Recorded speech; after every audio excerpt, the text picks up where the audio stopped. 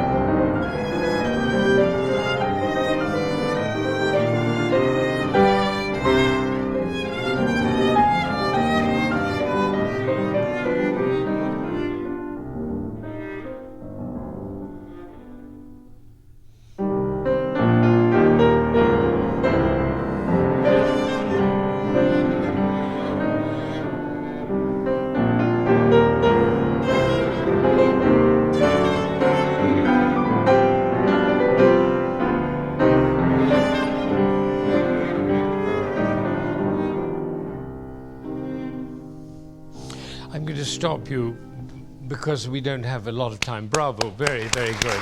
Very, very good. Very, very exciting. I'm thrilled to hear you. This is the new viola. This is the viola, which there's your gift. It's a beautiful instrument, and it's sounding great, and it's going to sound even greater. When I asked you whether you were nervous, and you said somewhat, and then I told the story of Jacqueline Dupre, and then I said, are you a little less nervous? Oh no, I said, are you still nervous? And you said, a little less. And the breakthrough for you in your life doesn't have anything to do with your viola playing. It has to do with that sentence that you uttered. Because you're carrying that sentence, a little less, around with you everywhere you go. I could see it when you were sitting over there waiting to play. You were a wonderful musician who was feeling nervous. And so you're not actually able to give all that you have to give, and you have an enormous amount to give. Now you have both a curse and an advantage. You have a great pianist here with a huge Russian personality. All right? And she's not going to hold back because she loves music as much as music can be loved. And moreover, we spent 11 years together, so she knows everything that I could possibly want about this music. You're great, Dina. So you have to dig deep into resources that at the moment are being closed off because you're saying a little less nervous. So this has to do with, and I'll point to Roz because Roz has just written a book on this subject called Pathways to Possibility, and it's essentially this. You can choose the story that you live your life through. You can choose it. And what she does in this book is she teaches us how to learn how those stories were built, how they got into place, what happened that caused that story to be put in place. But the most important part of the book is to say, what do we do about it? And you have a story which is in every part of your being and your body, which is, I'm not quite there yet, and I'm not sure I'll get there. And Brahms needs something so much more from you. And so what I'm going to do is to invite you, and you have this incredible companion, to invite you to join her. You don't need to push her because she is already giving as much as could be. She would love to give more, but she's worried about drowning you. All right, so you have to dig into that part of your story or create a new story is what we've started doing that. We've spent the whole year together and we've been working on that idea. And it's coming, it's great, it's great. So the key word here is what? What is the key word in this music that he gave you? The single word at the beginning. Appassionato. Right. Appassionato. And what she's doing at the beginning is really appassionato. You just do that.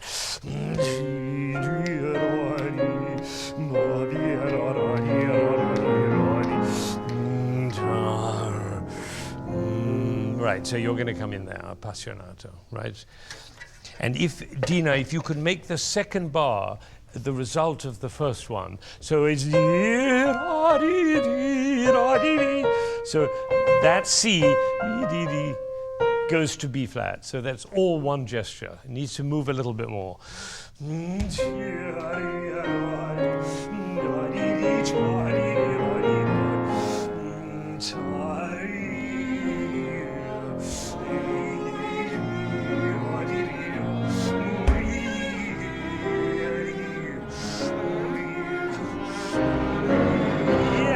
That's it. That's all it took. What happened? Well, yes, a little applause, exactly. That's always available to you. And you say, well, no, maybe not today. I say always, always, always. And it's great, and the instrument sounds great. And it's a way of saying gratitude for the person who gave it to you. Thank you, thank you. Wasn't that great? And her moving a little bit more helped a bit.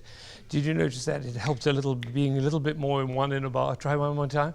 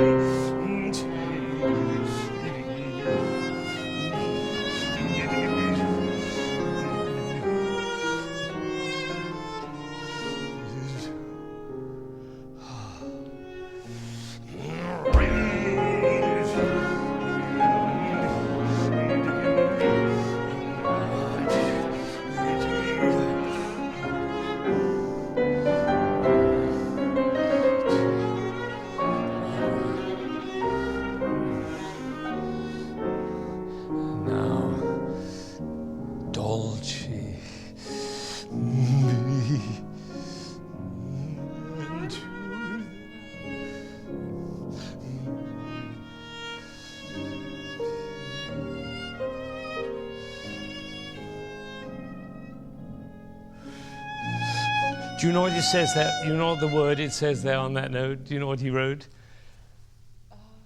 Right on that very last note. Dolce. So it's not as if all his music isn't expressive and sweet, but when he writes Dolce, oh, Dolce. Beautiful. Something should happen to your body, something should happen to your bow, to your vibrato, everything. But you're doing beautifully. The only thing missing for you now is what we were talking about with Annette, which is, it's great playing. Get it out there. Love your audience, because they love you. Do you know that they love you? You didn't know that. They adore you. They adore you.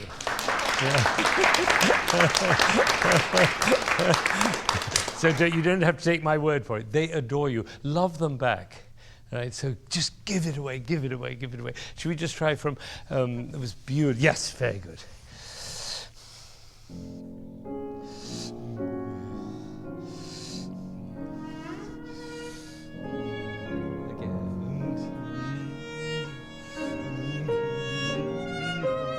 They're over here. Here he comes.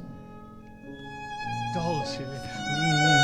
Can you, when you get to that, can you do something with your exquisitely beautiful face to tell us that we mean, Dolce. But that was great. One more time. And when I push you towards them, it's symbolic. I don't mean to actually, although you could. You know, it's very funny, when Rostropovich gave his recital in Boston, he was in Symphony Hall, and he sat here. And his pianist was back there. He didn't care about his pianist. All about him, which I don't recommend, but but at least don't hesitate to come forward and communicate and be there, because people really want to be in communication with you. Same place.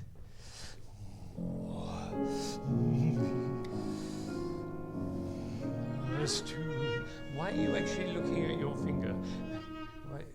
Can I make a suggestion? Do it again.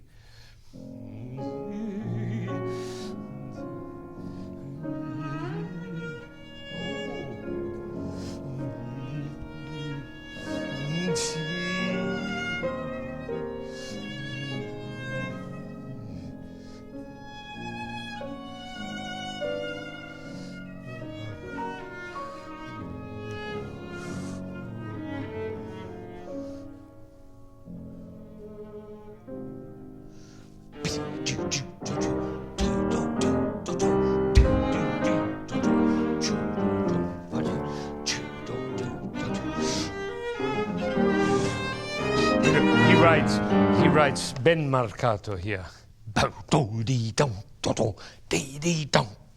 Just try that from right from there. Ben marcato.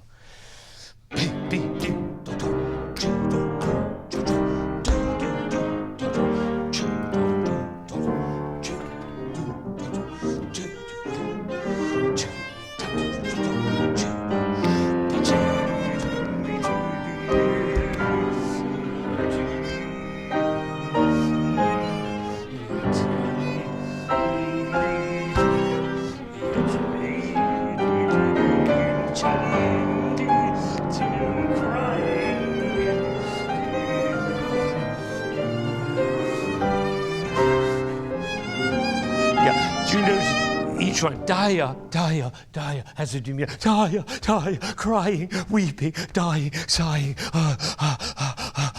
like that. Can you get that into your bow? But that was great.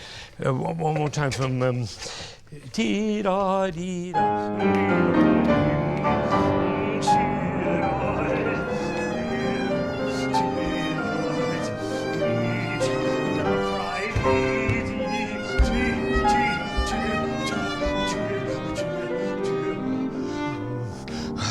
Exhausted. Now.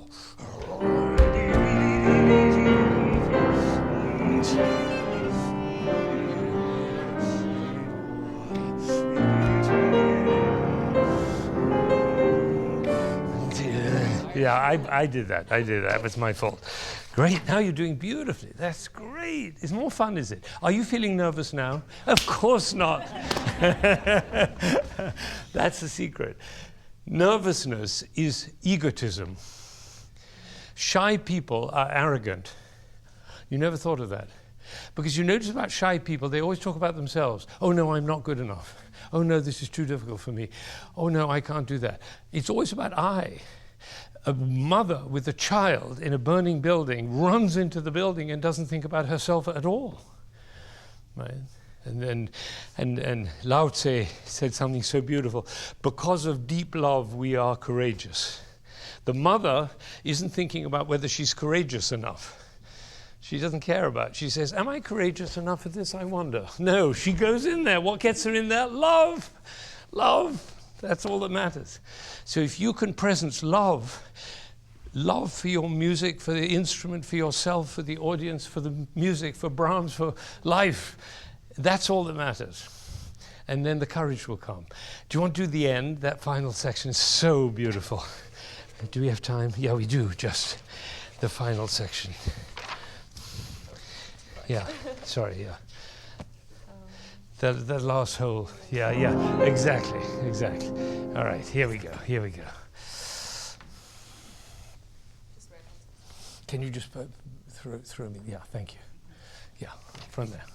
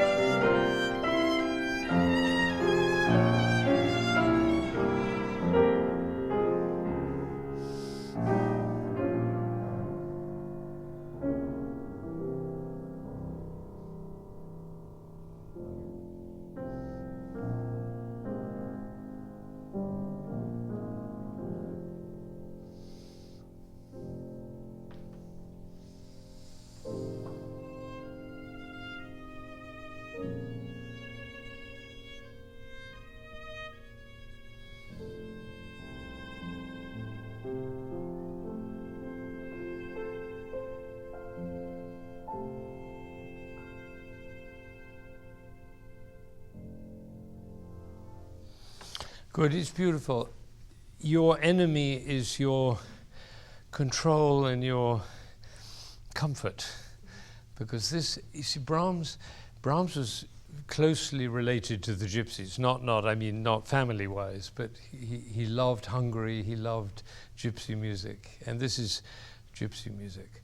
And it calls on extremity of freedom and of intensity, which you're keeping at bay. And you're saying all the time, that's not proper. It's what Roz was talking about earlier, that there are two worlds here. And I'm enticing you into this dangerous world of freedom and of passion and of stories, frightening and wonderful and moving stories. And so I'm going to ask you to join that world, to just come again from the same place. And Dina comes from that part of the world and feels really happy there. I never have to say to her, Dina, you're too restrained. I never say that. So do that, try that again.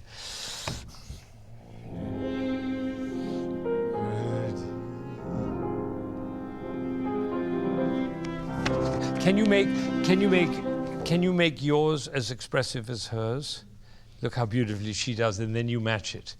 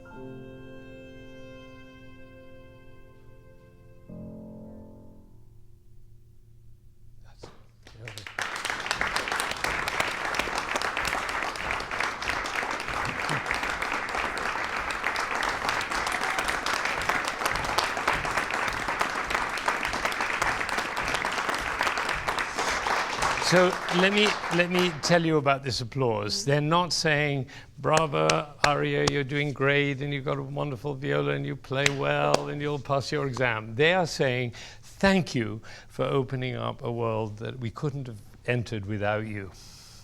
Isn't that great? Yeah. It's a totally different thing. And that's our job. I mean, that's what we get up in the morning for. And you can do it. You can do it, and you forget. And the thing that makes you forget is that story about you're not quite good enough, and you're a little bit less nervous, and you're not quite ready, and other people are better, and all that stuff. That's just a story. And it's a powerful one.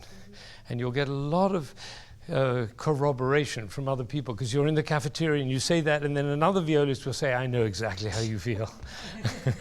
Right? Don't go to the cafeteria with people like that. Yes, please. This is the lady of the stories. Come. I heard another story, which is that there's a piece to play, and so you're at this point and you're going to go to this point, but there's no piece to play. It's going to come forth. And we're going to discover this, but we don't know anything about this. And that the emotional surprise of having no idea what's going to happen. Dina gets that. Yeah. All the time. I'm constantly surprised by the next note she plays. Is that interesting? Yeah, absolutely. Absolutely. We never know exactly what the story is that's keeping us in that box. It may be, this is a beautiful way of talking, thinking. And whatever resonates with you, I think the other story also resonates with you, that idea that somehow there are so many people who play better. And that's the curse of the conservatory, because the curse of the music school is that you're surrounded by other people who are competing in your profession. But nobody wrote a sonata for competing. Right? They wrote a sonata for love, for expression, for new ways of thinking, for broader life, more richness of being. And that's what the music is about. And so you have to sign. Somebody said to me, you know about that voice in the head that's always going, you know, telling you you're not good enough and you haven't practiced enough and other people play better. That voice, you know that voice, right? Somebody said, but what happens if the voice comes when I'm playing a concert? And I said, you say to the voice, "Thank you for sharing, I'm busy." Right? Right. And you have to have something to be busy with. And being busy with is giving these wonderful people who've come far and wide to hear the music and have it liberated and have their own souls liberated by Brahms and by these great composers. That's something to be busy for. And if the voice comes, you don't have time for it. And it's partly a training that when somebody says, "How are you?" don't say, "Okay, not bad, hanging in there, surviving," all that one.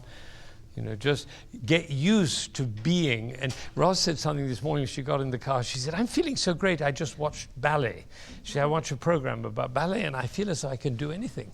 You know, isn't that great? Yeah. So surround yourselves by people who inspire you, and by experiences that inspire you. And if something comes along which feels like dragging you down, say, "I don't have time for that. I'm sorry." Off you go. And you'll be great, and the instrument is great, and you played beautifully, and everybody got it. Great.